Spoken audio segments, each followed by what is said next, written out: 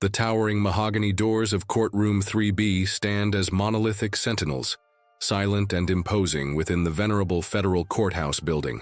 Their dark, polished surfaces reflect the muted, institutional glow of the overhead fluorescent lights, casting long, distorted shadows across the intricately patterned yet worn marble floor of the corridor outside. Inside, the air hangs heavy, thick with the scent of aged paper, industrial disinfectant, and an underlying faint metallic tang, perhaps. A lingering residue of countless legal battles fought within these hallowed, or perhaps simply sterile, walls. The room itself is a cavernous space, designed to humble and intimidate, its ceilings soaring to an impressive height where ornate plasterwork, now chipped and discolored by decades of neglect, hints at a past grandeur. High, arched windows, grimy with city dust, offer only a grudging, diffused light, struggling to penetrate the perpetual twilight that seems to cling to the corners of the chamber, leaving the central arena starkly illuminated by the unforgiving artificial glow. A massive oak bench dominates the far end, elevated on a dais, asserting its undeniable authority over all who enter. Below it, the witness stand waits, a solitary, vulnerable perch. The prosecution and defense tables, equally solid and dark, face each other across a narrow aisle, their surfaces scarred by the countless elbows and anxious fingers that have rested upon them. The gallery seating, rows of stiff, uncomfortable wooden benches, remains mostly empty this morning, emphasizing the intimate, almost private nature of this particular immigration hearing. Only a handful of individuals occupy the space. A bored-looking bailiff, his uniform crisp, but his posture slack against the back wall. A diligent, spectacled clerk hunched over a keyboard, her fingers a blur of motion. And, at the prosecution table, an imposing figure who commands the room, even in its relative emptiness. Agent Maxwell Thorne, an officer of Immigration and Customs Enforcement, exudes an aura of unassailable authority that seems to swell to fill the vastness of the courtroom. He stands, rather than sits, at the table designated for the government, his broad shoulders squared, his posture ramrod straight, a living embodiment of the state's power. His custom-tailored dark suit, an expensive charcoal wool, fits his muscular frame with an almost aggressive precision, its crisp lines unbroken, its fabric betraying no crease. The knot of his silk tie, a deep conservative navy, is impossibly tight, cinching his thick neck, a subtle visual metaphor for his unyielding resolve. His hair, a uniform sandy blonde, is cut short and immaculately precise, mirroring the severe angles of his jawline and the sharp, almost predatory glint in his pale blue eyes. Thorne's gaze sweeps over the room, not with curiosity, but with a possessive assurance, as if he owns every polished surface, every shadowed corner. He carries himself with a palpable sense of entitlement, a self-assured arrogance that borders on disdain for anything that might challenge his worldview or his agency's mission. He often shifts his weight from one foot to the other, a subtle, impatient movement that suggests this entire proceeding is an irritating formality, a mere hurdle to be cleared before the inevitable. He considers the individuals before him to be cogs in a machine, easily replaceable, easily discarded. His lips, thin and bloodless, often curl into a faint, almost imperceptible sneer, a permanent fixture that speaks volumes of his condescending attitude towards those he deems beneath him, particularly those who stand on the other side of immigration law. He occasionally taps a manicured finger against the edge of the table, a soft, rhythmic sound that is amplified in the quiet, adding another layer to the oppressive atmosphere he cultivates. Across the aisle, at the defense table, sits Alejandro Alex Ramirez, a stark contrast to Thorne's imposing presence. Alex appears significantly smaller, almost shrinking into the worn upholstery of his chair, as if attempting to disappear into the very fabric of the room.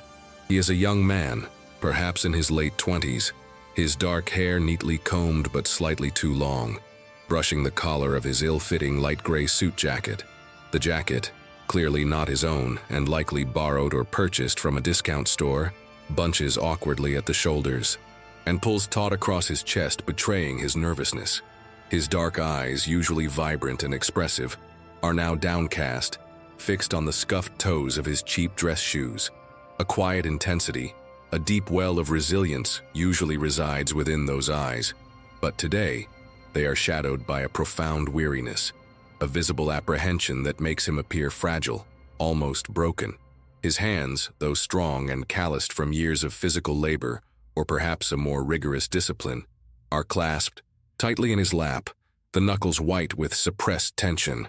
He seems to exude an aura of quiet deference, a palpable desire to remain inconspicuous, to avoid drawing any further attention to his already precarious situation.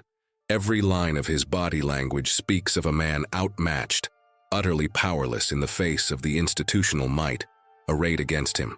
He occasionally shifts, a small, involuntary movement, as if trying to find a comfortable position that simply does not exist for him in this intimidating environment.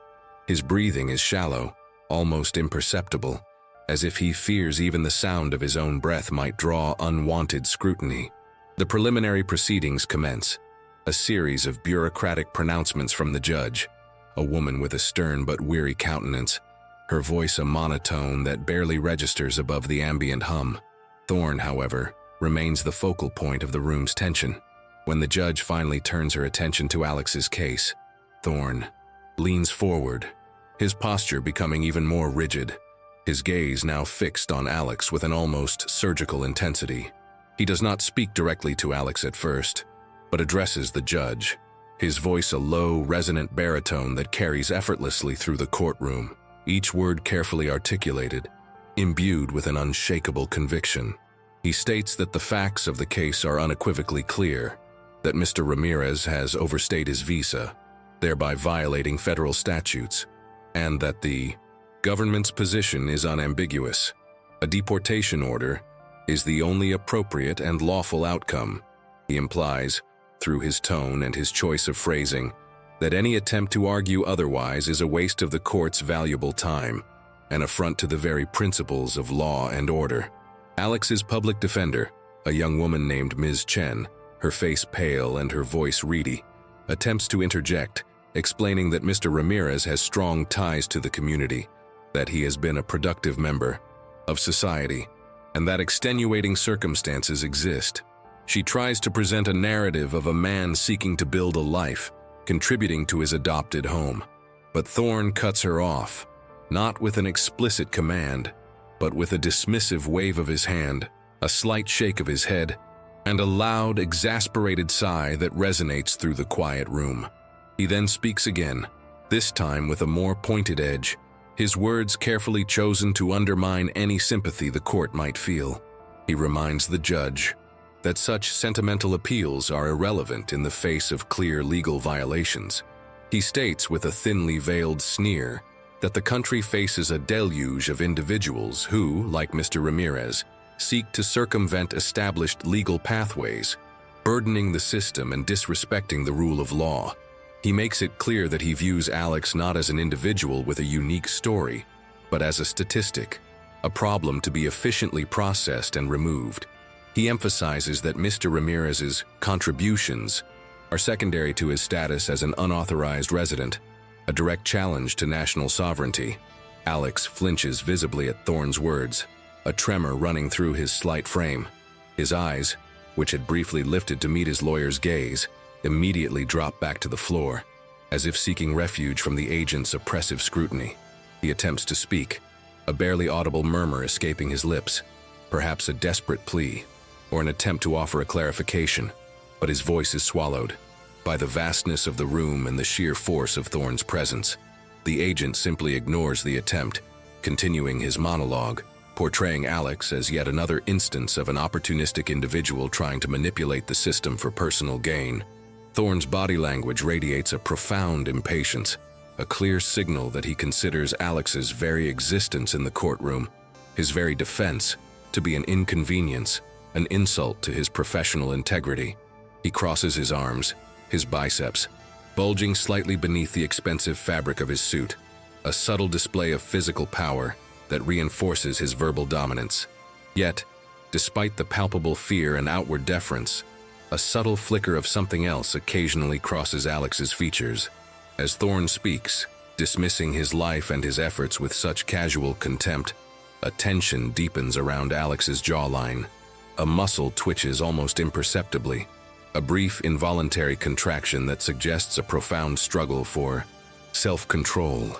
His dark eyes, though largely averted, occasionally dart upwards, not in fear, but with a momentary flash of intense, almost burning defiance, a fleeting spark quickly extinguished and replaced by the mask of resignation. It is a glimpse of an inner fire, a resilience forged in crucible far more demanding than this sterile courtroom. His strong, calloused hands, though tightly clasped, possess a certain controlled stillness, not the trembling of a truly broken man, but the disciplined immobility of someone accustomed to holding steady under immense pressure. The omniscient narrator observes that while Agent Thorne sees only an illegal alien, a simple case number, there is a complex, disciplined history etched into the very core of Alejandro Ramirez, a history of rigorous training and unwavering resolve that remains hidden beneath the veneer of his current vulnerability. A ghost of a memory, unbidden and fleeting, passes through Alex's mind. The deafening roar of a distant, controlled explosion, the acrid smell of gunpowder, the sharp metallic taste of adrenaline, and the absolute clarity of purpose that such moments demand. He suppresses it instantly, forcing his features back into a carefully neutral, almost blank expression. But the brief internal journey speaks volumes of a life far removed from the quiet desperation he now projects. The sheer force of his self-control, the rigid discipline required to maintain such an outward facade of meekness in the face of such aggressive condescension, hints at a deeper strength, a formidable inner fortitude that the arrogant ICE agent, blinded by his own prejudice and perceived superiority, utterly fails to perceive.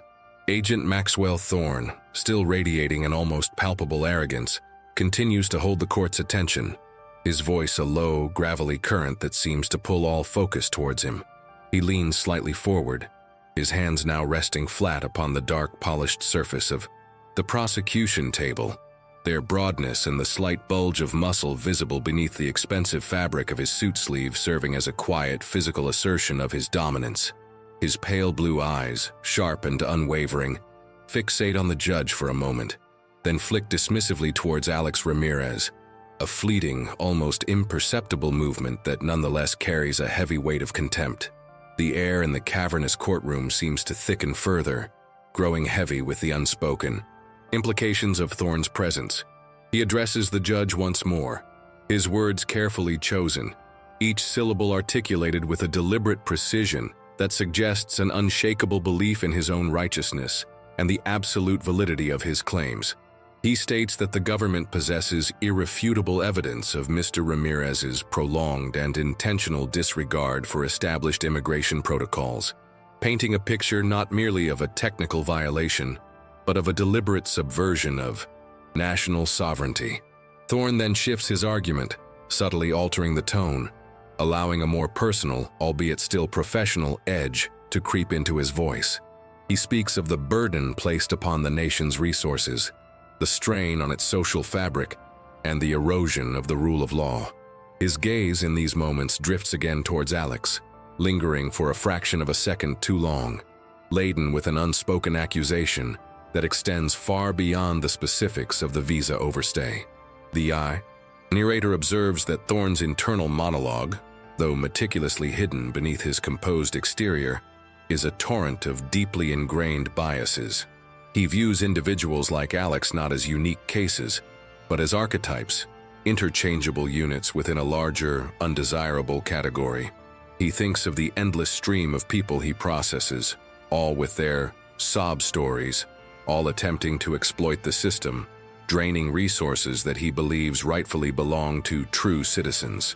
He sees Alex's dark hair, his slightly darker complexion, and his Spanish surname not as mere identifiers, but as markers of a perceived otherness, a fundamental difference that, in Thorne's rigid worldview, inherently disqualifies him from the privileges and protections afforded to those he considers legitimate. He harbors a deep-seated conviction that such individuals, by their very presence, dilute the national identity, challenging the carefully constructed order he so fiercely defends. This internal, Narrative of xenophobia and classism, though never uttered aloud, permeates his every gesture, his every word, shaping the very atmosphere of the courtroom. Ms. Chen, Alex's public defender, sensing the shift in Thorne's rhetoric, attempts to intervene, her voice still reedy but now imbued with a fragile determination. She tries to remind the judge that generalities about immigration policy are not relevant to the specific facts of Mr. Ramirez's individual case, that each person deserves to be judged on their own merits and circumstances. She points out that Mr. Ramirez has no criminal record, has consistently paid his taxes, and has contributed positively to his community in tangible ways, attempting to humanize him against Thorne's dehumanizing broad strokes. However, Thorne dismisses her objections with an almost theatrical sigh, a loud, drawn-out exhalation that speaks volumes of his impatience and his perceived superiority. He then turns directly to Ms. Chen, his eyes narrowing slightly, and with a tone dripping with thinly veiled condescension, he informs her that while her earnestness is noted, the court's time should not be wasted on irrelevant emotional appeals. He then adds with a slight, almost imperceptible curl of his lip, that some people simply do not understand the gravity of federal law, nor the importance of national borders, implying that Ms. Chen, by virtue of her defense, is naive or even complicit in undermining the very fabric of the nation. His words are a thinly disguised jab, not just at her legal strategy, but at her very understanding of the world, designed to belittle and silence her. The narrator observes Thorne's confidence in bending the rules. He then pulls a thick stapled document from his briefcase, its cover emblazoned with the seal of the Department of Homeland Security. He presents it to the judge, stating that it contains supplemental information relevant to the case, specifically a generalized report on the economic impact of undocumented immigrants on local communities, a report that has no direct bearing on Alex's individual situation.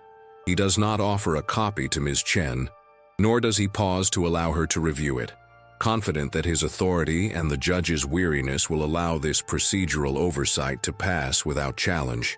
He briefly summarizes a few statistics from the report, cherry-picking data points that paint a dire picture, all while maintaining eye contact with the judge, his posture radiating an unassailable certainty. He mentions a figure related to healthcare costs, then another concerning educational burdens, subtly but effectively linking these broad, impersonal statistics to Alex's presence in the courtroom. His internal thoughts confirm his cynical calculus. The judge, already burdened by a heavy caseload, will likely accept this evidence at face value, unwilling to expend the effort to scrutinize its relevance or the procedural irregularities of its introduction. He knows that his agency's power, combined with the sheer volume of similar cases, creates an environment where minor procedural shortcuts often go unchallenged, especially when the defendant is perceived as less significant. He is certain that no consequences will follow his slightly irregular presentation of this highly prejudicial, tangential information. Alex, meanwhile, remains outwardly still, his hands still clasped tightly in his lap, his gaze mostly fixed on the scuffed floor. Yet, beneath this veneer of quiet desperation, a profound internal shift is occurring. The narrator reveals that Alex's mind is not adrift in despair, but is instead a highly disciplined instrument, processing every word, every subtle movement, every nuance of Thorne's performance. The agent's increasingly overt prejudice, the casual dismissal of Ms. Chen, and the introduction of irrelevant, biased evidence ignite a cold, steady fire within Alex. He recalls his training, the rigorous years spent honing his senses, his analytical skills, his ability to remain calm and focused under extreme duress. He remembers exercises where the objective was not brute force, but precise observation, the identification of a flaw, a weakness in an opponent's seemingly impenetrable defense, the deafening roar of a distant controlled explosion, and the acrid smell of gunpowder that flickered through his mind earlier now coalesce into a more concrete memory, a specialized tactical training simulation designed to teach operatives how to identify and exploit vulnerabilities in complex systems, even when facing overwhelming odds. He had excelled in those simulations, not by reacting impulsively, but by waiting, observing, and then striking with surgical precision. He thinks of the lessons drilled into him. Patience is a weapon, observation is intelligence, and precision is power. He understands that Thorne's arrogance is not just a personality trait, it is a critical vulnerability. The agent's overconfidence, his belief in his own unassailable authority, blinds him to details, to the subtle cracks in his carefully constructed facade. Alex's motivation for being here, for enduring this humiliation, is far more profound than simply building a life.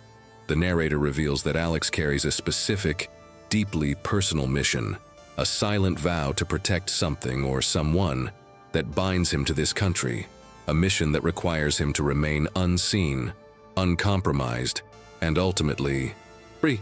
This mission, deeply intertwined with his past, is his anchor, his unwavering purpose, providing him with an almost superhuman capacity for self-control and resilience in the face of Thorne's assault. He cannot afford to be deported. His very presence here is a strategic imperative. He realizes that Thorne, in his eagerness to secure a swift deportation, is becoming sloppy, allowing his prejudice to cloud his judgment, pushing him to overreach. As Thorne concludes his summary of the supplemental report, his voice still resonating with an air of absolute finality, he gestures dismissively towards Alex, as if to underscore the inevitability of the outcome. He then makes a specific claim, asserting that Mr. Ramirez's visa application contained a deliberate misrepresentation regarding his previous employment history, a detail he claims to have uncovered through a routine cross-referencing of databases. This particular assertion is delivered with a triumphant smirk, a clear indication that Thorne believes he has found a definitive, unassailable piece of evidence to seal Alex's fate. He states that Mr. Ramirez failed to disclose a period of employment in a specific, highly specialized field, implying that this omission was a calculated attempt to conceal information from immigration authorities. A subtle, almost imperceptible change comes over Alex. His eyes, which had been fixed on the floor, slowly lift. There is no fear, no anger, only an intense, almost analytical clarity. He looks at Ms. Chen, then briefly, piercingly at Thorne, his gaze unwavering for a moment before returning to his lawyer. He leans slightly towards Ms. Chen, his voice dropping to a low, almost inaudible murmur, yet every word is distinct, precise, and entirely devoid of emotion. He tells her in reported speech that Agent Thorne's assertion about his employment history is factually incorrect. He explains that the highly specialized field mentioned by Thorne is, in fact, classified, and that his non-disclosure of that specific employment period was not a misrepresentation, but a direct requirement of federal security protocols related to his prior service. He calmly clarifies that his visa application, meticulously prepared, explicitly stated classified government service in that section, with an attached, sealed addendum from the appropriate federal agency outlining the necessity of such discretion, an addendum that would have been reviewed and approved by the State Department during the initial visa process. He reminds her that the specific details of that service remain classified, but the fact of its existence and the reason for its non-disclosure were fully documented and approved. Ms. Chen, initially startled by Alex's sudden calm communication, quickly processes his words. Her pale face flushes with a mix of surprise and dawning understanding. She immediately recognizes the significance of his quiet correction. She turns to Yat, the judge, her voice gaining a new, unexpected strength, and respectfully informs the court that Agent Thorne's claim regarding a deliberate misrepresentation is erroneous. She explains that Mr. Ramirez's visa application explicitly noted classified government service for the period in question, and that supporting documentation, including a sealed addendum from a federal agency, was provided and approved during the initial application process, a process that would have involved a thorough review by the State Department. She emphasizes that this was not an omission or a misrepresentation, but a compliance with federal security protocols, explicitly cleared by the relevant authorities. She then requests that Agent Thorne verify the existence of this addendum within the official records, a record that would certainly be part of Mr. Ramirez's complete immigration file. The effect of Alex's quiet, intelligent resistance is immediate and palpable. Thorne, who had been on the verge of turning away, a self-satisfied expression on his face freezes. His broad shoulders, previously so rigid, stiffen further. His pale blue eyes, which had held such a dismissive glint, now widen almost imperceptibly, a flicker of genuine surprise momentarily disrupting his carefully constructed composure. The triumphant smirk vanishes, replaced by a tightening of his jawline, a subtle clenching of his teeth. He had not anticipated such a specific, fact-based counter-argument, especially not from the meek, seemingly powerless individual he had so confidently dismissed. He had expected a general denial, an emotional plea, something easily brushed aside. This was different. This was a direct, verifiable challenge to his irrefutable evidence, a challenge that invoked federal protocols and interagency cooperation, areas where his own agency's authority might not be absolute. He finds himself momentarily speechless, a rare occurrence for the usually verbose agent. A faint flush creeps up, his neck betraying a sudden, uncharacteristic discomfort.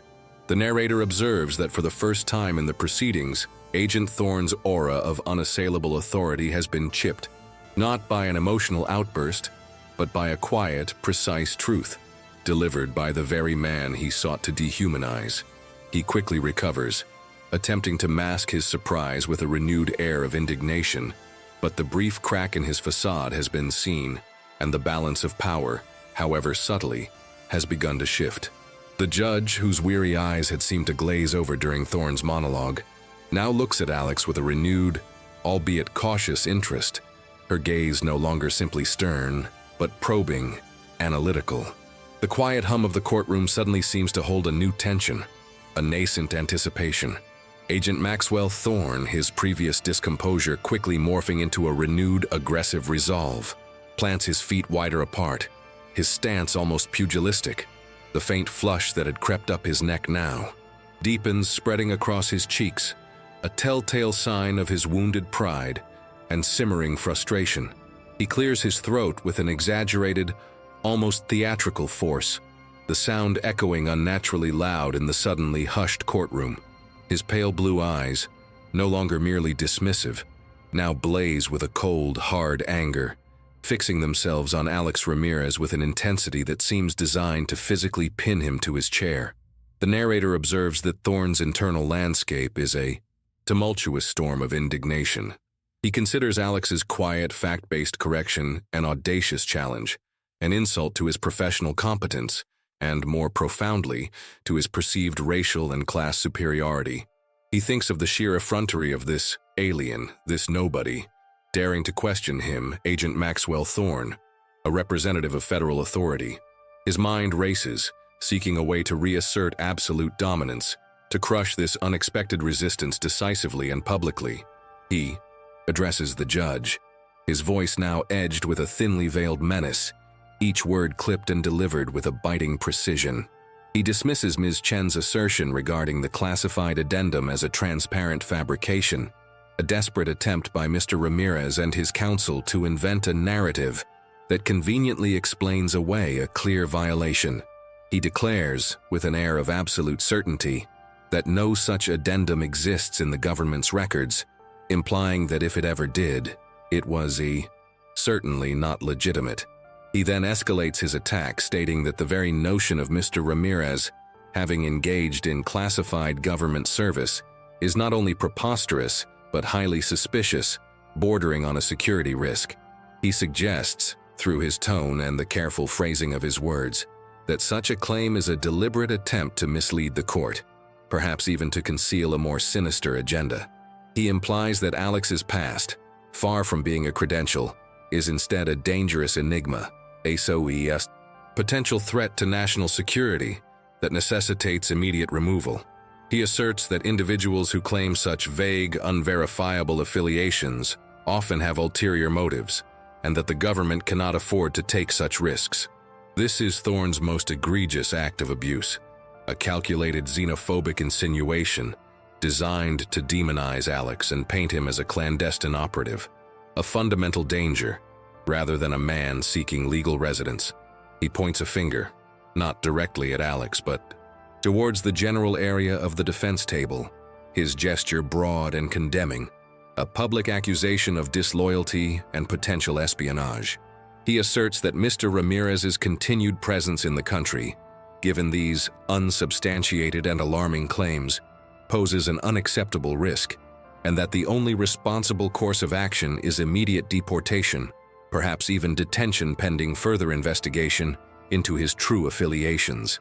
The judge, who had been observing Thorne with a growing frown, now interjects, her voice sharp and authoritative, demanding that Agent Thorne provide concrete evidence for his escalating accusations, reminding him that speculation and innuendo are not admissible in her courtroom. Her gaze, which had flickered between Thorne and Alex, now settles firmly on the ICE agent, her expression stern, betraying a distinct displeasure at his increasingly unprofessional conduct. She reminds him that the court deals with facts and established legal procedures, not with generalized anxieties or unsubstantiated suspicions. Alex, however, remains remarkably still, his composure unwavering amidst Thorne's vitriolic assault. The narrator reveals that this outward calm is not merely a display of stoicism, but the meticulously cultivated result of years of rigorous training, a discipline forged in environments where emotional reactions could prove fatal. His mind, far from being overwhelmed by the agent's baseless accusations, is operating with the precision of a finely tuned instrument. He had anticipated precisely this kind of desperate, prejudiced escalation. His classified government service was not merely a job. It was an extensive, multidisciplinary education in strategic thinking, intelligence analysis, and counter-interrogation techniques. He had been trained to identify and exploit psychological vulnerabilities, to remain unreadable under duress, and to dismantle an opponent's narrative with surgical precision. He had studied the very legal and procedural frameworks that Thorne was now so carelessly abusing, understanding their nuances, their strengths, and their weaknesses. His preparation for this hearing had extended far beyond simply gathering documents. It involved a deep analysis of typical ICE tactics, an understanding of the court's procedural rules, and a detailed plan for how to respond to various forms of intimidation and misdirection. He had meticulously reviewed the federal rules of evidence, the Administrative Procedure Act, and relevant sections of the Immigration and Nationality Act, anticipating that Thorne's arrogance would lead him to procedural shortcuts and evidentiary overreach. He possesses a mental map of legal and administrative pitfalls, a blueprint for navigating the labyrinthine system, and Thorne, in his bluster, is stepping directly into them. Alex shifts slightly in his chair, a minute movement that only the omniscient narrator perceives as a calculated adjustment, not a sign of nervousness. He leans towards Ms. Chen again, his voice still a low murmur, but now imbued with an almost imperceptible undercurrent of quiet authority. He tells her in reported speech that Agent Thorne's accusations are not only unfounded, but constitute a direct violation of several established legal and procedural standards. He instructs her to remind the court that under Rule 403 of the Federal Rules of Evidence, evidence, even if technically relevant, may be excluded if its probative value is substantially outweighed by the danger of unfair prejudice, confusing the issues, or misleading the jury, or, in this context, the judge. He explains that Thorne's generalized anxieties and unsubstantiated suspicions regarding national security and his true affiliations fall squarely into this category, designed solely to inflame prejudice and distract from the specific factual nature of an immigration overstay case. He then directs her to cite 8 CFR paragraph 287(3), which outlines the procedural requirements for immigration court proceedings, specifically emphasizing the right to present evidence and testimony and the necessity for the government to present clear and convincing evidence for deportation, rather than relying on innuendo. He notes that Thorne's dismissal of the State Department-approved addendum, without even attempting to verify its existence within official records that are readily available to his own agency, demonstrates a profound disregard for interagency cooperation and established federal protocols. He calmly suggests that Thorne's agency, ICE, has the capability and the responsibility to access and verify such classified documentation through appropriate channels, and his failure to do so, combined with his public dismissal, is not merely negligence, but a deliberate attempt to suppress exculpatory evidence.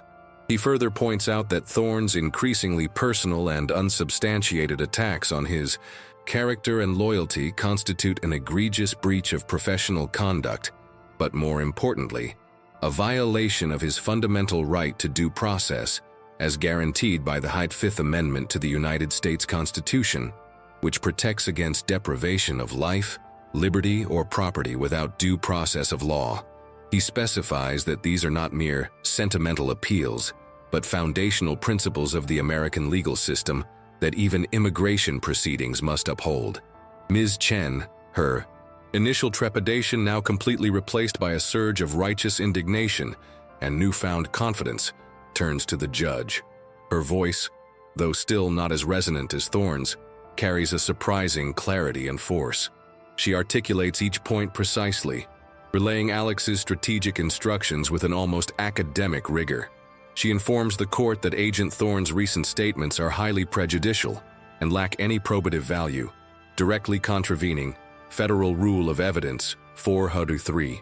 She explains that the agent's accusations of fabricated narratives and sinister agendas are baseless, inflammatory, and designed solely to inject unfair prejudice into the proceedings, thereby violating Mr. Ramirez's right to a fair hearing. She then cites USI 8 CFR paragraph 287.3a, reminding the court that the government bears the burden of presenting clear and convincing evidence, and that Agent Thorne's reliance on speculation and unsubstantiated claims falls far short of this standard. She continues, her gaze unwavering as she addresses the judge, stating that Agent Thorne's outright dismissal of the previously mentioned State Department-approved classified addendum without any attempt at verification through established interagency channels represents a profound procedural oversight and potentially a deliberate suppression of exculpatory evidence. She points out that ICE, as a federal agency, has the inherent capacity and obligation to access and verify such documentation, and his failure to do so, while simultaneously making such grave accusations, is deeply concerning. She concludes her counter-argument by emphatically stating that Thorne's escalating personal attacks on Mr. Ramirez's character and loyalty constitute a direct affront to the principles of due process, violating Mr. Ramirez's Fifth Amendment rights by attempting to deprive him of his liberty based on conjecture rather than fact. She requests that the court strike Thorne's prejudicial statements from the record and instruct him to adhere strictly to the presentation of relevant, verifiable evidence. The effect of this precise, legally grounded counter-assault is immediate and devastating for Agent Thorne. His previously aggressive posture crumbles almost imperceptibly. His broad shoulders, which had been squared with such arrogance, now slump ever so slightly.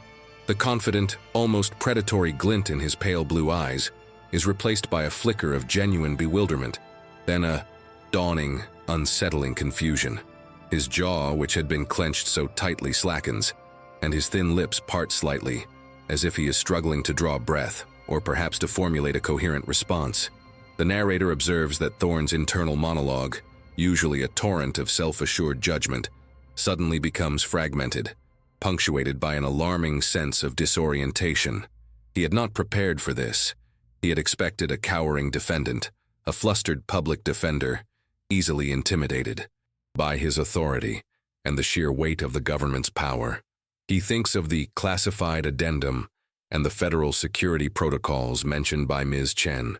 The specific legal citations, delivered with such unexpected clarity and force, echo in his mind, challenging his assumptions, undermining his carefully constructed narrative of an open and shut case. He recalls his own agency's training, which emphasized the importance of adhering to procedural rules, but in the heat of countless, often unchallenged hearings, he had grown accustomed to bending, even breaking them for expediency. A beads of perspiration, almost imperceptible, forms on his upper lip. He attempts to speak, but his voice, usually so resonant, comes out as a choked, uncertain sound. He clears his throat again, less theatrically this time, more out of genuine discomfort.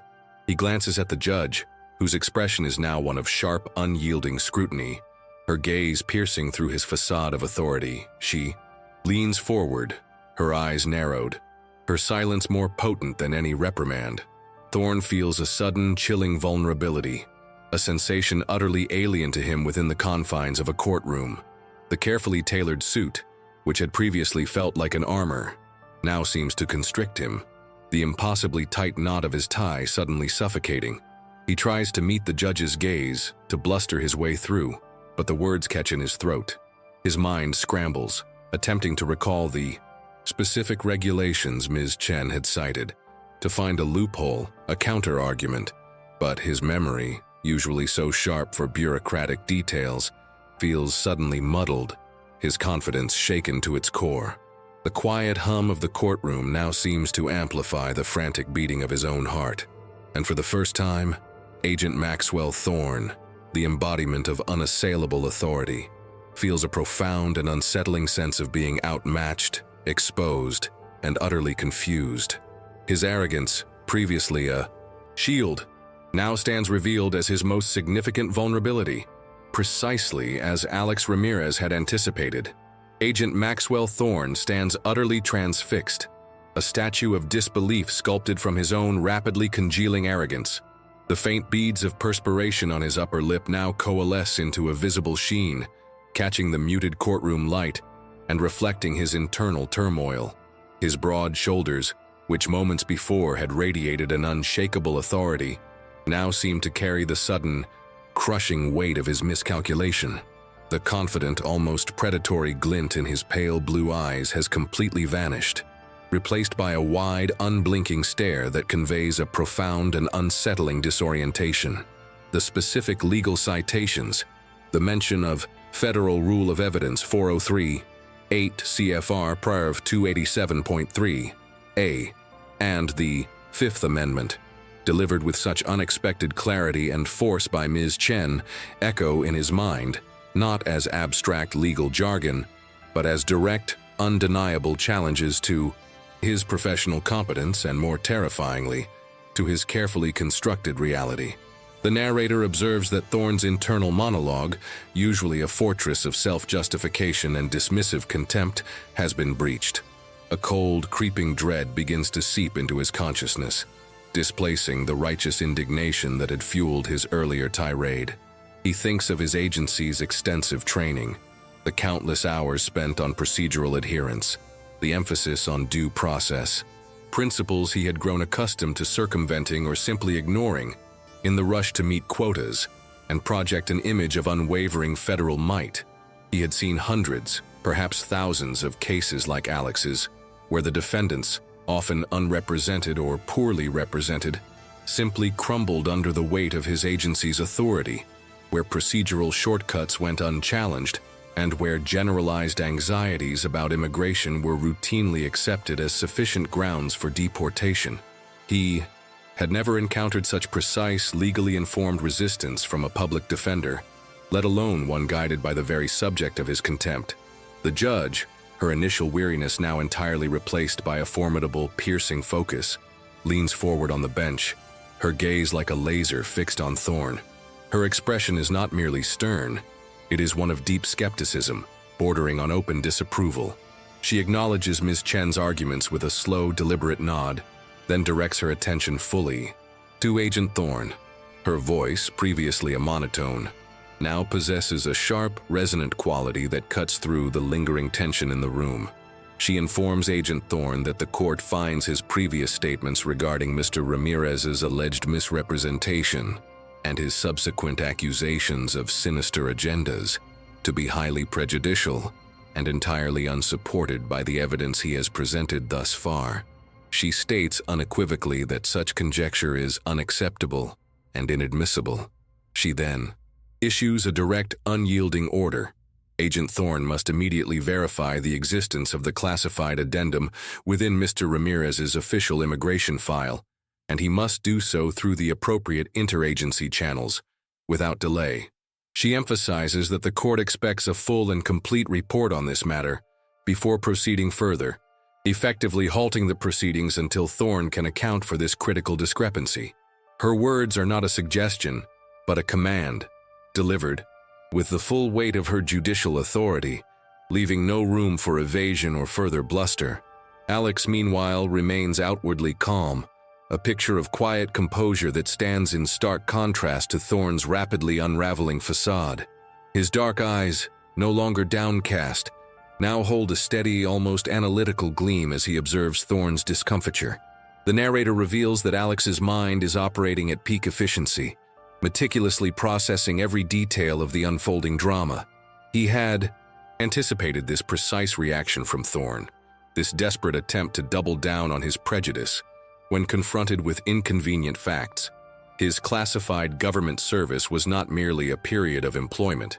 It was a crucible that had forged him into an expert in intelligence collection, counterintelligence, and the intricate, often Byzantine protocols governing interagency information sharing within the federal government. He had specialized in identifying vulnerabilities in adversaries' operational security, and Thorne, with his unchecked arrogance, had just presented a glaring one.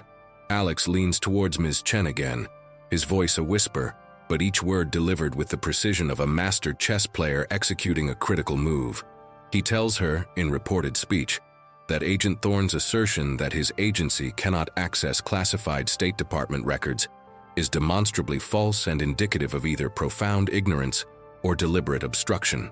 He explains that under Executive Order 13526, classified national security information, as well as various interagency agreements and memoranda of understanding between the Department of Homeland Security, which oversees ICE, and the Department of State, there are established protocols for the sharing and verification of classified information relevant to immigration and national security concerns.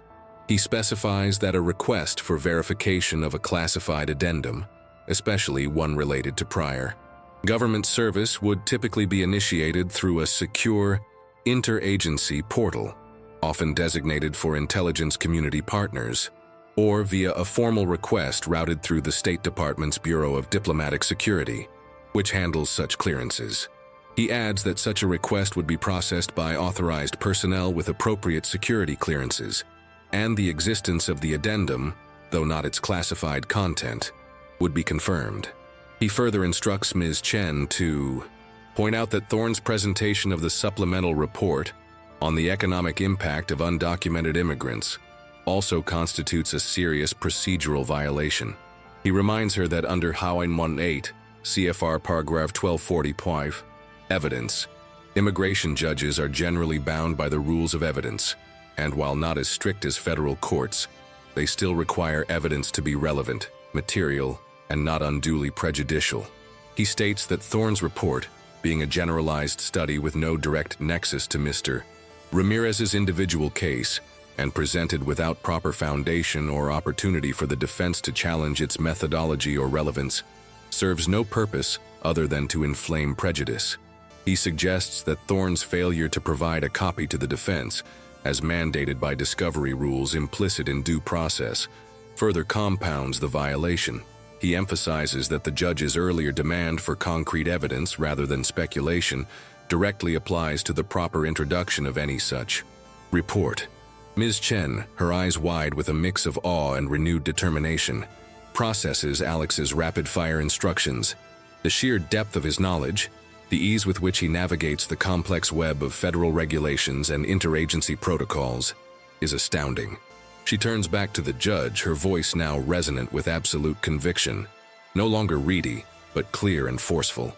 She respectfully informs the court that Agent Thorne's claims of inability to verify the classified addendum are incorrect.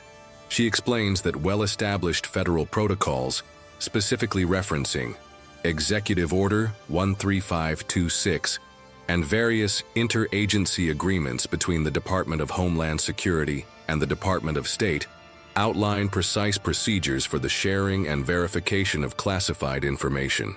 She details the secure channels and formal request processes available to ICE for confirming the existence of such documentation, emphasizing that the fact of its existence, as opposed to its classified content, is readily verifiable by appropriately cleared personnel. She reiterates that Agent Thorne's failure to utilize these established channels while simultaneously dismissing the addendum as a fabrication demonstrates a profound dereliction of duty and a deliberate attempt to mislead the court. She then pivots, addressing the supplemental report. She states that the report, a generalized study on economic impact, is not only irrelevant to Mr. Ramirez's individual case, but its introduction without proper foundation and without providing a copy to the defense for review constitutes a clear violation of evidentiary standards under bladder CFR paragraph 1240 and the fundamental principles of due process. She asserts that its sole purpose is to inject unfair prejudice into the proceedings, precisely the kind of conduct prohibited by the rules of evidence. She requests that the court not only strike Thorne's previous prejudicial statements, but also disregard the supplemental report, entirely due to its irrelevance and the egregious procedural errors in its introduction. The impact of Ms. Chen's detailed, legally precise counterargument is devastating. Agent Thorne visibly recoils, his face draining of color, leaving his pale blue eyes stark against his suddenly ashen complexion. The cold dread that had begun to creep into his consciousness now surges, overwhelming him, transforming into a full-blown panic. His mouth opens and closes soundlessly like a fish out of water as he struggles to comprehend the magnitude of the legal and procedural trap he has unwittingly stumbled into. The narrator observes that Thorne's internal world is collapsing. He had always relied on the presumption of authority, on the silent intimidation of his uniform and his agency, to carry him through. He had genuinely believed that he was above such petty procedural concerns, that his mission justified any shortcuts. Now, the very system he represented, the very laws he claimed to uphold, are turning against him, weaponized by the quiet man he had so utterly underestimated. He thinks of the meticulous training he had dismissed, the protocols he had ignored, the interagency agreements he had never bothered to fully understand because they seemed irrelevant to his daily grind of processing illegals, the specific executive order, the CFR citations, the detailed description of secure interagency channels. These are not abstract concepts to him now.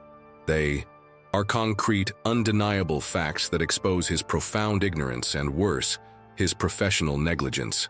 He realizes, with a sickening lurch in his stomach, that his aggressive dismissal of the classified addendum, coupled with his public accusations of a sinister agenda, could be construed not merely as incompetence, but as a deliberate attempt to suppress exculpatory evidence, or even worse, a breach of federal security protocols by publicly questioning classified service without proper verification. The implications are terrifying. Not just a lost case, but a potential internal investigation, professional sanctions, perhaps even jeopardizing his career. His carefully cultivated image of unassailable authority shatters into 1,000 pieces, revealing a raw, desperate fear. His hands, which had been resting flat on the table, now clench into tight, trembling fists, his knuckles white. He attempts to speak, a guttural sound escaping his throat, but no coherent words follow. He glances wildly around the courtroom, his eyes darting from the stern, unyielding gaze of the judge to the quietly confident face of Ms. Chen, and finally, to Alex Ramirez. For the first time, he truly sees Alex, not as an illegal alien, a statistic or an archetype, but as an individual, an adversary whose quiet demeanor masks an astonishing depth of knowledge and strategic acumen. The mask of meekness Alex had worn so effectively now seems to peel away in Thorne's perception, revealing a formidable, intelligent opponent who has systematically dismantled his case with surgical precision. The power dynamics in the courtroom have irrevocably shifted. The oppressive atmosphere Thorne had cultivated earlier has dissipated, replaced by a charged tension, but one where the current now flows in Alex's favor. The judge's attention is no longer on Thorne's accusations, but on his profound procedural failures. Her posture, previously weary, is now upright, commanding, and fully engaged. She fixes Thorne with a gaze that demands immediate accountability. She informs him, her voice cold and unyielding, that the court finds his conduct deeply unprofessional and his presentation of evidence to be severely lacking. She states that his failure to adhere to basic procedural requirements and his unsubstantiated accusations are a grave disservice to the court and to the principles of justice. She reiterates her order for him to immediately verify the classified addendum and instructs him to provide a detailed explanation for his agency's failure to properly review such critical information previously. She then announces a recess, a sharp, decisive pronouncement that cuts through the silence, giving Thorne a specified, extremely limited time frame to produce the requested verification. As the judge rises, her gavel striking the bench with a sharp, echoing crack, Thorne remains frozen, a deer caught in headlights. His custom-tailored suit, once a symbol of his power, now feels like a straitjacket, restricting his every movement. The impossibly tight knot of his tie seems to choke him, and he instinctively tugs at it, a desperate, almost pathetic gesture. His mind races, but not with strategic counters, only with the terrifying realization of the career-ending mistake he has made. He had walked into this courtroom brimming with unshakable confidence, certain of a swift, easy victory. Now, he stands exposed, his authority crumbling, his professional reputation on the precipice. The quiet man he had so carelessly dismissed has, with a few whispered words and precise legal citations, turned the tables completely, exposing the arrogance and incompetence that lay beneath Thorne's imposing exterior. The narrator observes that the true power in the room has shifted, not through bluster or intimidation, but through the quiet, meticulous application of knowledge and the strategic exposure of systemic flaws, wielded by a man who had been utterly underestimated. Alex Ramirez, still outwardly composed, merely offers Ms. Chen a subtle, almost imperceptible nod of acknowledgement, a silent testament to the efficacy of their quiet, devastating counteroffensive. The ghost of the controlled explosion, the acrid smell of gunpowder, and the clarity of purpose now resonate within him, not as a fleeting memory, but as a living, breathing testament to his enduring strength and disciplined resolve. The battle for his freedom and for his mission has just taken a dramatic, unexpected turn.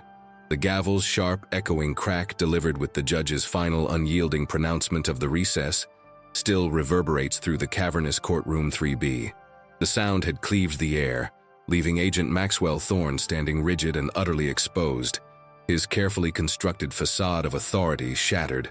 The brief interlude, intended for verification, feels like an eternity for Thorne, a period of agonizing, soul-crushing introspection. He had stumbled out of the courtroom moments after the judge's command, his usual brisk stride replaced by a hesitant, almost stumbling gait, his mind a chaotic maelstrom of fear and disbelief. He had made frantic, increasingly desperate calls from a secure line, his voice, usually so commanding, now laced with a palpable tremor as he tried to navigate the very interagency protocols he had so arrogantly dismissed. The initial responses from the other end of the line had been terse, incredulous, then alarmingly urgent, each word a cold spike of dread piercing his rapidly diminishing self-assurance. The name Ramirez had triggered an immediate high-level alert, bypassing layers of bureaucracy and landing directly on the desks of officials far above his pay grade.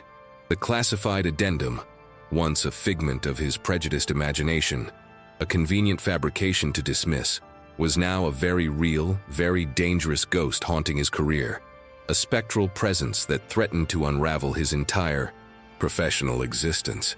As the designated time for recess concludes, a palpable tension settles over the courtroom, thicker and more suffocating than before.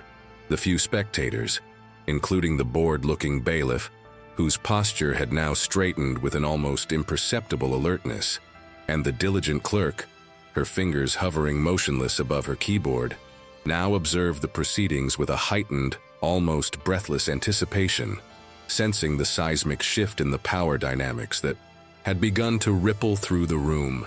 The judge re-enters, her black robes rustling softly, the sound amplified in the hushed chamber, her expression a mask of stern, unyielding expectation. Her eyes, no longer weary but sharp and commanding, sweep the room, settling on the prosecution table, which remains conspicuously empty.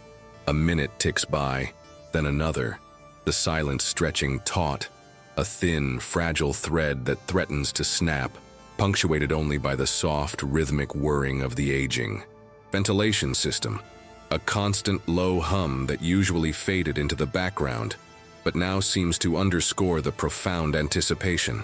Then, the heavy mahogany doors, those monolithic sentinels that had marked the beginning of this ordeal, creak open with a slow, deliberate groan, drawing all eyes towards them. Agent Maxwell Thorne re-enters, but he is a profoundly altered man, a shadow of his former self. His custom-tailored dark suit, the expensive charcoal wool that had once fit his muscular frame with an almost aggressive precision, now appears rumpled and ill-fitting, the fabric sagging slightly, as if it has suddenly become too large for his visibly shrinking frame. The crisp lines, once unbroken, are now marred by creases and folds, betraying the frantic, desperate agitation he has endured during the recess.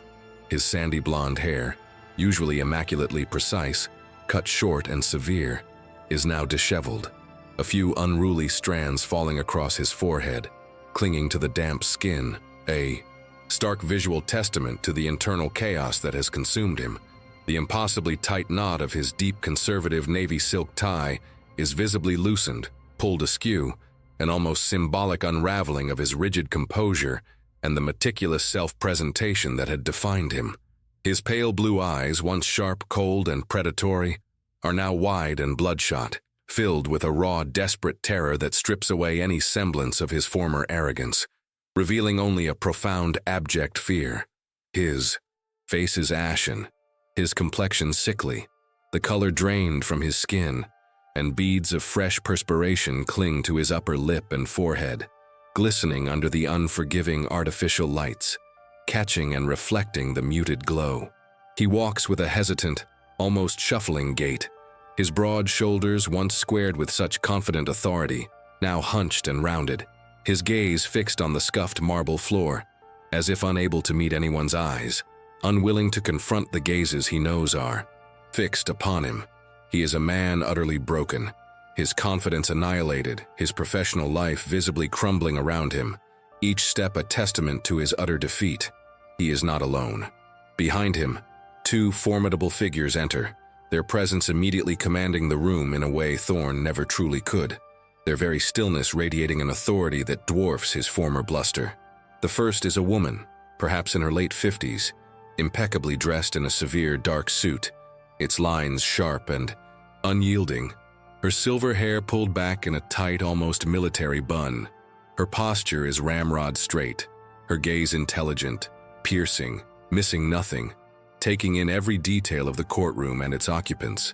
She carries herself with an understated authority, a quiet power that makes Thorne's earlier theatrical displays seem like a childish tantrum. The narrator observes that her name is Director Evelyn Reed, and she holds a high-ranking position within the Department of Homeland Security's Office of Professional Responsibility, a unit specifically tasked with investigating misconduct, ensuring adherence to federal protocols, and maintaining the integrity of the department. Her unexpected presence alone signals the extreme gravity of the situation, a clear indication that this is no longer a routine immigration hearing. The second figure is a man, younger, perhaps in his late 40s, dressed in a similarly sharp but less overtly formal suit, a subtle difference in cut suggesting a different agency, a different uniform of power. He has an air of quiet efficiency, his eyes constantly scanning, assessing, absorbing information with a practiced ease. He carries a slim, official-looking briefcase, its leather gleaming faintly. The narrator reveals him to be Special Agent Marcus Thorne, no relation to Maxwell, a highly respected liaison from the Department of State's Bureau of Diplomatic Security, the very agency responsible for maintaining classified personnel records, issuing high-level clearances, and managing interagency coordination for sensitive assignments. His presence, representing the State Department, is even more damning for Agent Maxwell Thorne, as it unequivocally confirms the existence and immense significance of the classified addendum he had so contemptuously dismissed as a transparent fabrication. Director Reed approaches the prosecution table, her movements deliberate and precise, devoid of any wasted motion. Agent Maxwell Thorne hovers, awkwardly behind her, visibly trembling, his hands clasped tightly in front of him, mimicking Alex's earlier posture of quiet deference, but his trembling betrays only terror, not discipline. She places a thick, sealed folder on the table, its cover emblazoned with multiple security classifications. Top secret, no foreign CTK, far beyond anything Agent Maxwell Thorne had ever been authorized to handle or even glimpse. The very sight of it speaks volumes of the national security implications. Now at play, she addresses the judge, her voice calm and measured, yet imbued with an unmistakable gravitas that silences the room completely, drawing every breath, every thought into her orbit. She states that her office has been alerted to a grave procedural breach and a serious mischaracterization of a highly sensitive federal matter during these proceedings. She then asks for the court's indulgence as Special Agent Marcus Thorne presents the verification requested by the court. Her request. A polite command. Special Agent Marcus Thorne steps forward, his movements fluid and confident, his face impassive. He opens the sealed folder with a practiced ease, the sound of the thick paper rustling slightly. He extracts a single, pristine document, carefully removing it from its protective sleeve. He respectfully informs the court that, following an urgent, high-priority review initiated by the Department of State and the Department of Defense, they have indeed verified the existence and authenticity of the classified addendum attached to Mr. Alejandro Ramirez's original visa application. He states, his voice clear and resonant, that the addendum explicitly details Mr. Ramirez's prior employment history as a highly trained federal asset, engaged in exceptionally sensitive classified government service, operating under deep cover in a foreign theater of operations, critical to national security interests. He clarifies that Mr. Ramirez's non-disclosure of specific operational details was not a misrepresentation, but a mandatory requirement of his security protocols, explicitly approved and overseen by both the Department of State and the Department of Defense. His visa application, he explains, was meticulously prepared and cleared at the highest levels of interagency review, precisely to facilitate his continued, albeit now disengaged from active foreign operations, presence in the United States under a new cover identity, a necessary component of his post-mission, reintegration and ongoing security, vital for protecting both him and the intelligence networks he had served. The words hang in the air, dense with their implications, each phrase a revelation. The courtroom is plunged into an almost reverent silence, the low hum of the ventilation system the only sound. Ms. Chen, Alex's public defender, gasps softly, a hand flying to her mouth, her eyes wide with a mixture of shock and profound awe, her earlier trepidation completely eradicated. She glances at Alex, her pale face now flushed with an almost incandescent understanding, a dawning realization of the extraordinary man she had been defending. The judge, whose expression had been stern and focused, now softened slightly, a flicker of something akin to admiration, even respect passing through her eyes as she looks at Alex. She nods slowly, absorbing the full, staggering weight of the revelation, the pieces of the puzzle clicking into place. Agent Maxwell Thorne, however, reacts with a silent, visceral horror. His entire body stiffens, then visibly sags, as if all his bones have suddenly turned to jelly. The blood drains from his face entirely, leaving him ghost white, his earlier flush replaced by a chilling pallor that seems to absorb all light. His eyes, wide and unfocused, dart wildly between Special Agent Marcus Thorne and Director Reed, then finally settle on Alex Ramirez, a gaze filled with an agonizing mix of terror and incredulity. The narrator observes that Thorne's internal world has not just been breached, it has been utterly obliterated, atomized. The xenophobic archetypes, the dismissive labels he had so readily applied to illegals, the statistics, the problems, now crumble into dust, revealed as the pathetic constructs of his own prejudice.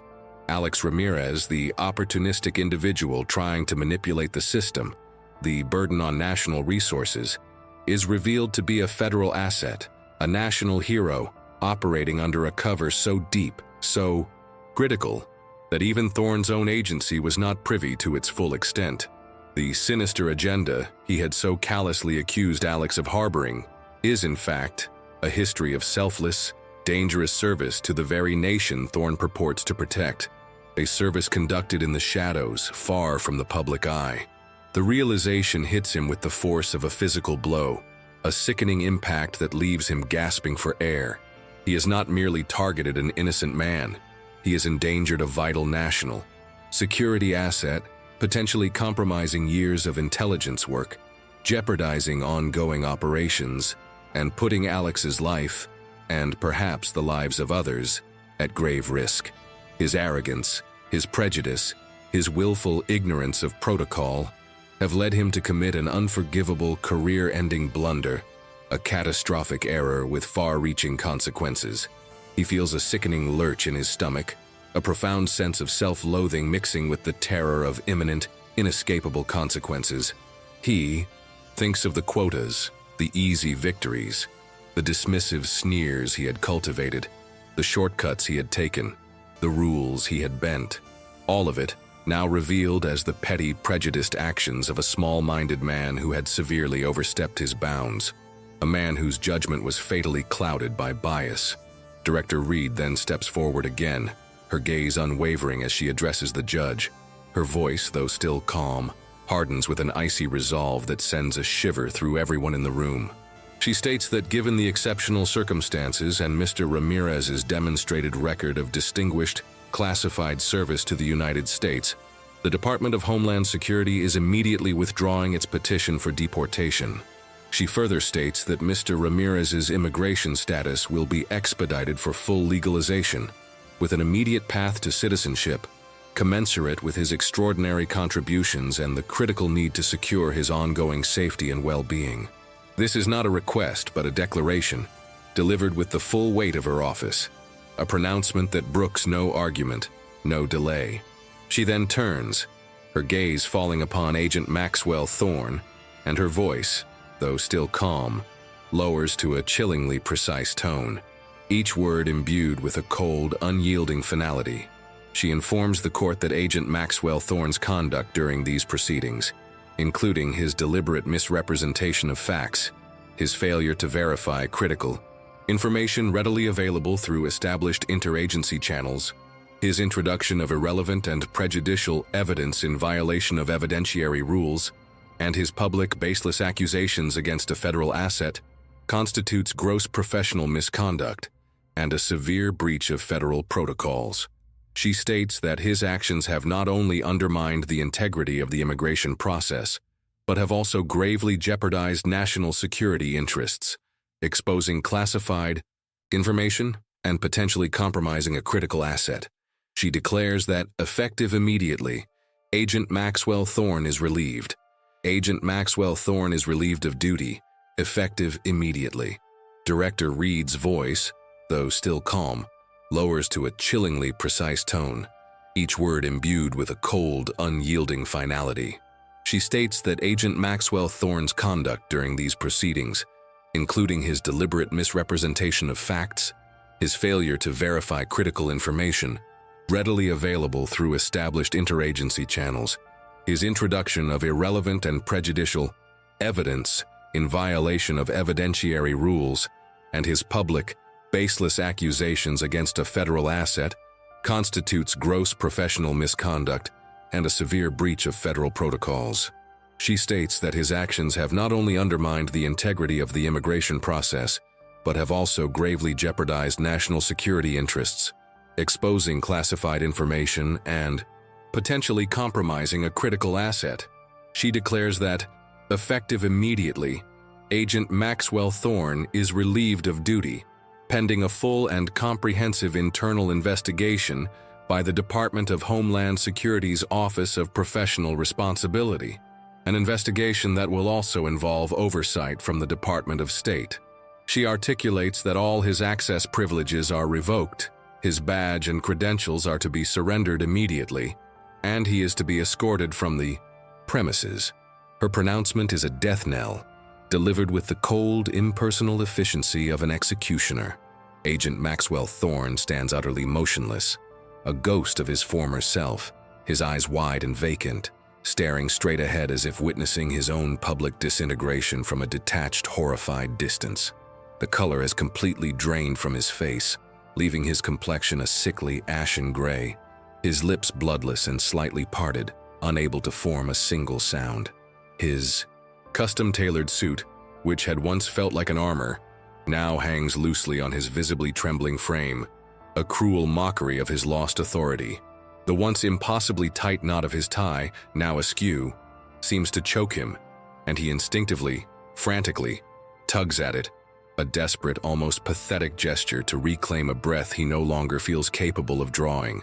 The narrator observes that Thorne's internal world has not just been breached, it has been utterly obliterated, atomized into a million fragments of self-recrimination and terror. The xenophobic archetypes, the dismissive labels he had so readily applied to illegals, the statistics, the problems, now crumble into dust, revealed as the pathetic constructs of his own prejudice and the fatal flaws in his character.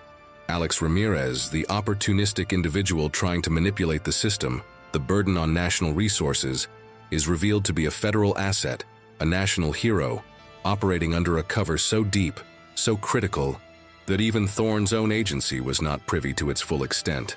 The sinister agenda he had so callously accused Alex of harboring is, in fact, a history of selfless, dangerous service to the very nation Thorne purports to protect, a service conducted in the shadows, far from the public eye. The realization hits him with the force of a physical blow, a sickening impact that leaves him gasping for air. He has not merely targeted an innocent man, he has endangered a vital national security asset, potentially compromising years of intelligence work, jeopardizing ongoing operations, and putting Alex's life, and perhaps the lives of others, at grave risk. His arrogance, his prejudice, his willful ignorance of protocol have led him to commit an unforgivable, career-ending blunder, a catastrophic error with far-reaching consequences. He feels a sickening lurch in his stomach, a profound sense of self-loathing mixing with the terror of imminent, inescapable consequences.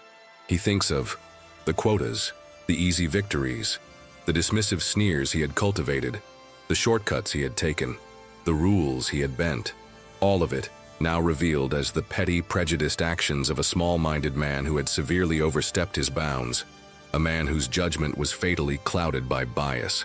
Two bailiffs, their faces impassive but their movements efficient, step forward and gently but firmly take Agent Maxwell Thorne by the elbows.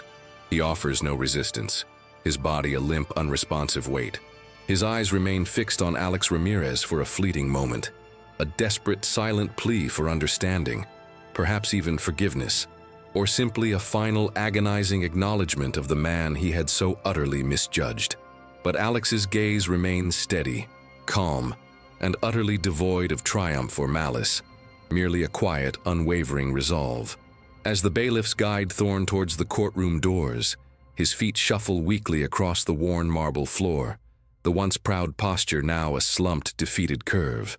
The heavy mahogany doors, which had once seemed to bend to his will, now swing open to swallow him whole, closing with a soft, final thud that echoes the definitive end of his career and reputation. The air in the courtroom, previously thick with his oppressive presence, now seems to lighten, to breathe a collective sigh of relief, as if a heavy burden has been lifted. The judge, her expression now one of profound gravity and quiet respect, turns her full attention to Alex Ramirez.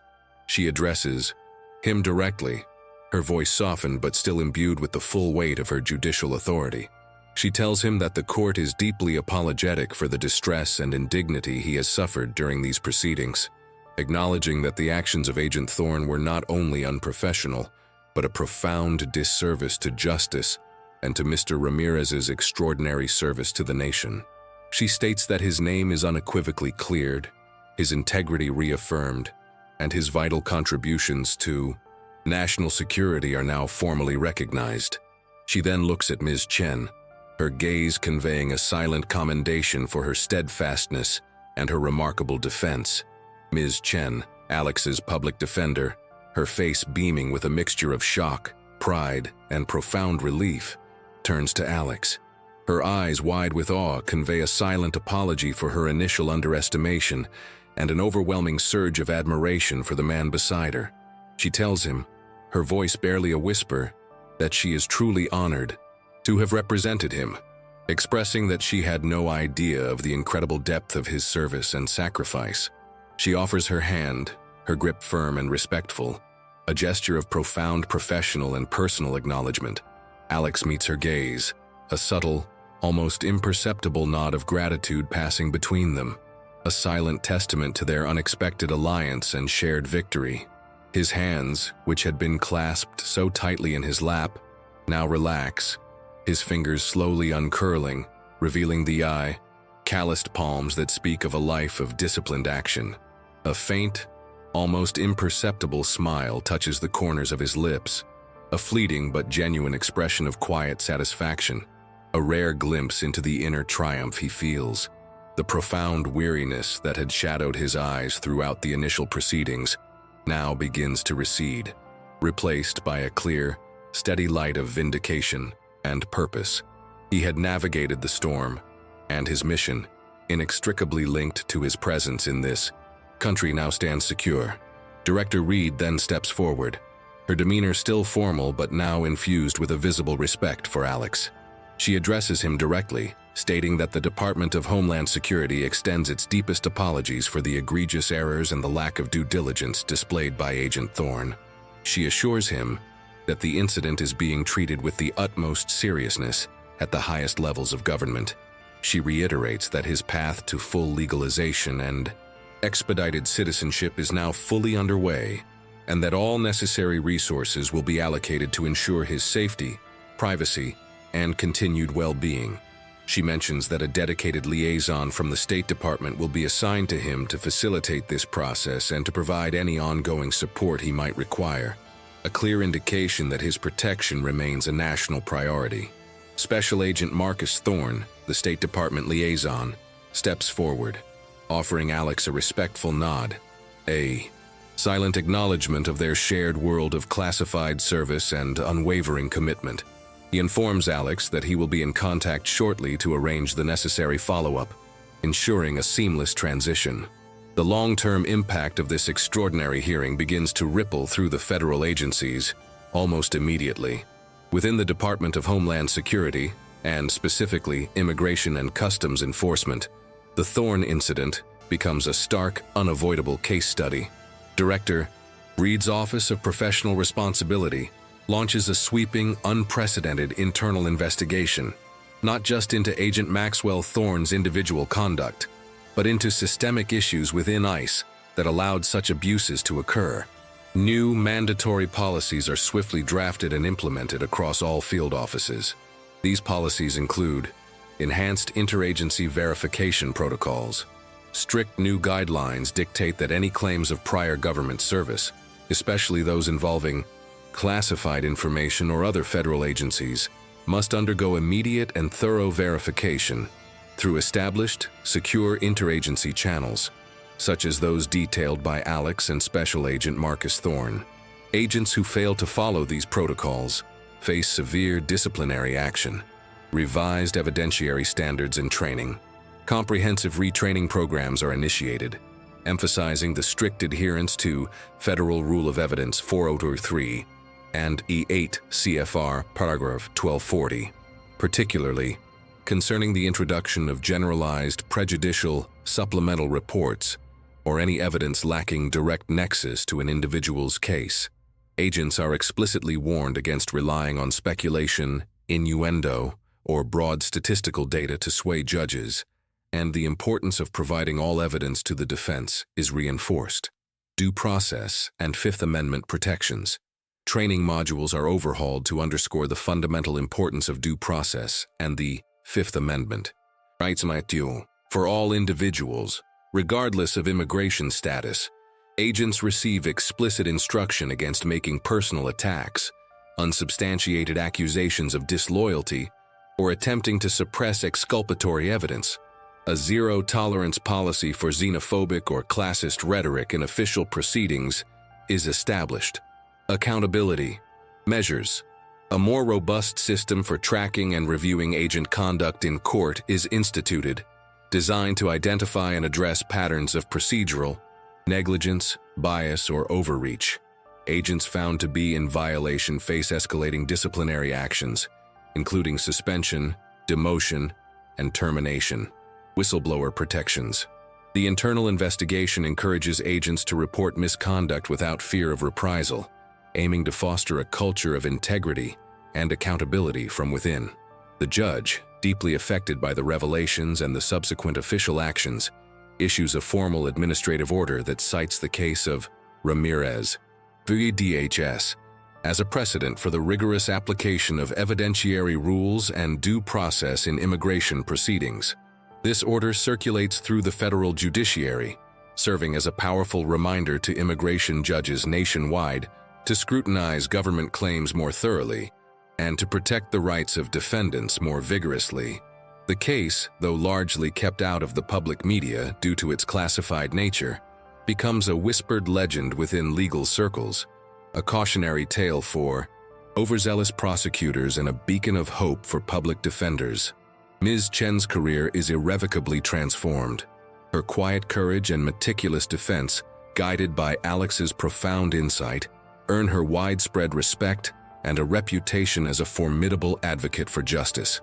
She finds herself in demand, her caseload now filled with individuals who truly need a champion against systemic indifference or abuse. For Alex Ramirez, the resolution is profound. He moves forward with his life, his status secured, his mission unimpeded. The quiet dignity he always possessed now carries an added weight of acknowledged service and unwavering resolve. He continues his work, whatever its nature, with the knowledge that the nation he quietly serves now officially recognizes his value. His story, though not widely known, becomes a powerful, internal testament to the enduring strength of an individual's truth against the crushing weight of institutional prejudice. It underscores a vital social message, that justice, though sometimes slow and often hard-won, can indeed prevail against entrenched power and systemic abuse. It reminds all who encounter it that the true strength of a nation lies not in blind adherence to authority or the casual dismissal of its most vulnerable, but in the unwavering commitment to its foundational principles of due process, fairness, and the recognition of inherent human dignity. It is a testament to the idea that even in the face of overwhelming odds, standing firm in one's truth, supported by knowledge and integrity, can dismantle the most formidable walls of prejudice, paving the way for a more equitable and just society. The quiet man, once seen as an illegal alien to be discarded, now stands as a symbol of unwavering resolve, his presence a living embodiment of the profound power of truth in the pursuit of justice.